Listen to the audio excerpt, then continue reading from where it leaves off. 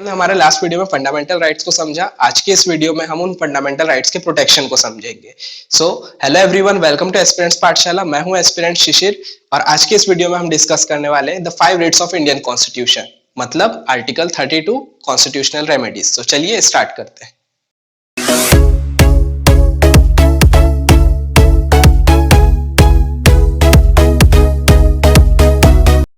To get the more updates of this channel, click the subscribe button and press the bell icon. रीट्स मतलब article 32। What is रीट्स? तो रीट्स एक remedy है जो कि constitution की तरफ से दी गई है to safeguard the fundamental right.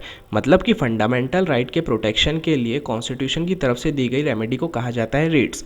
अब रीट्स को हम समझेंगे दो पॉइंट ऑफ व्यू से। पहला इंडिविजुअल के पॉइंट ऑफ व्यू से और दूसरा सुप्रीम कोर्ट के पॉइंट ऑफ व्यू से। तो जब कभी भी इंडिविजुअल की फंडामेंटल राइट वायलेट हो रही है तो वो इन रीट्स का यूज़ करके सुप्रीम कोर्ट या हाई कोर्ट के सामने चैलेंज कर सकता है।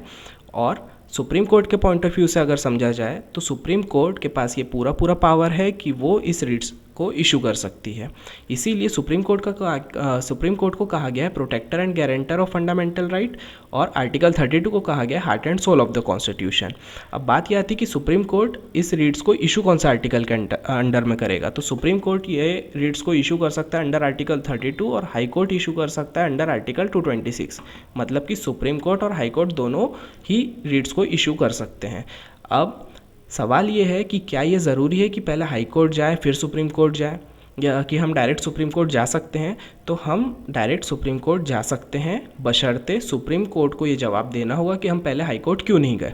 ठीक है, अब हम देखेंगे टाइप्स ऑफ रीट्स। तो there are 5 types of REITs, और ये जो रीट्स है ये एक लैटिन वर्ड्स है। ठीक है, तो हम वो लैटिन वर्ड्स और उनके मतलब समझेंगे। So first is habeas corpus. Habeas corpus का मतलब होता है टू हैव अ बॉडी। मतलब कि जब कोई इंडिविजुअल या कोई पर्सन इलीगल तरीके से डिटेन होता है, ठीक है, इलीगल तरीके से डिटेन किया जाता है, तो उसके फ्रेंड्स, फैमिली, रिलेटिव्स इस रीट का यूज़ करके सुप्रीम कोर्ट के पास या हाई कोर्ट के पास चैलेंज कर सकते हैं उसके रिलीज़ के लिए। ये होता है हेबिस कॉर्पस। मैंडेमस का मतलब होता है वी कमांड।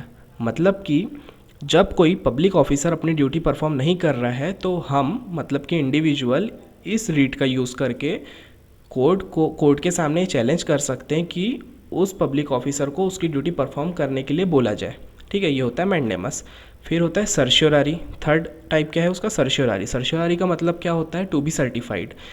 इसका मतलब ये होता है कि अगर मान लो लोअर कोर्ट ने डिसीजन दे दिया है, अब उस डिसीजन को अगर हमको रिव्यू कराना है तो हम इस रीट का यूज़ करके अपर कोर्ट के सामने ये चैलेंज कर सकते हैं कि लोअर कोर्ट के उस डिसीजन को रिव्यू किया जाए, और अगर अपर कोर्ट उस डिसीजन को इलीगल मानती है, अगर ऐसा पाया जाता है कि वो जो डिसीजन है वो गलत है, तो अपर कोर्ट उस डिसीजन को क्वाश कर देगी, मतलब सस्पेंड कर देगी। ठीक है, तो हम अपर कोर्ट में इस डिसीजन को रिव्यू करने के लिए इस रीट्स का यूज़ करके चैलेंज कर सकते हैं। Next is prohibition. प्रोहिबिशन का मतलब क्या होता है? To forbid. प्रोहिबिशन का मतलब होता है टू फॉरबिड। अब जैसे कि मैंने सर्शियोरारी के लिए बोला कि डिसीजन आने के बाद हम सर्शियोरारी का यूज़ कर सकते हैं कि अपर कोर्ट उस लोअर कोर्ट के डिसीजन को रिव्यू करे, तो वैसे ही प्रोहिबिशन का यूज़ जो होता है वो डिसीजन आने के बाद नहीं, डिसीजन आने के पहले करते हैं। मतलब कि अगर मुझे लगता है कि लोअर कोर्ट जो है वो डिसीजन गलत दे रही है या गलत दे सकती है, तो मैं प्रोहिबिशन का यूज़ करके उस डिसीजन को रोक सकता हूँ। ठीक है, ये होता है प्रोहिबिशन। अब सर्शियोरारी और प्रोहिबिशन ये क्या होते हैं? जुडिशियल और quasi judicial. Judicial and quasi judicial मतलब क्या है कि ये अपर कोर्ट लोअर कोर्ट पे अप्लाई करती है। अब नेक्स्ट जो होता है वो होता है क्यू वारंटो, यानी फिफ्थ टाइप। तो क्यू वारंटो का मतलब क्या होता है? By what authority. मतलब कि किस अधिकार से कोई पब्लिक ऑफिसर वो ऑफिस को होल्ड कर रहा है। ठीक है, ये होता है क्यू वारंटो। तो ये हो गए आपके 5 टाइप्स ऑफ रीट्स। अब ये 5 टाइप ऑफ रीट्स को याद कैसे रखा जाएगा? तो habeas corpus to have a body, मतलब इसमें एच कॉमन है। ठीक है, तो आप ऐसे याद रख सकते हैं।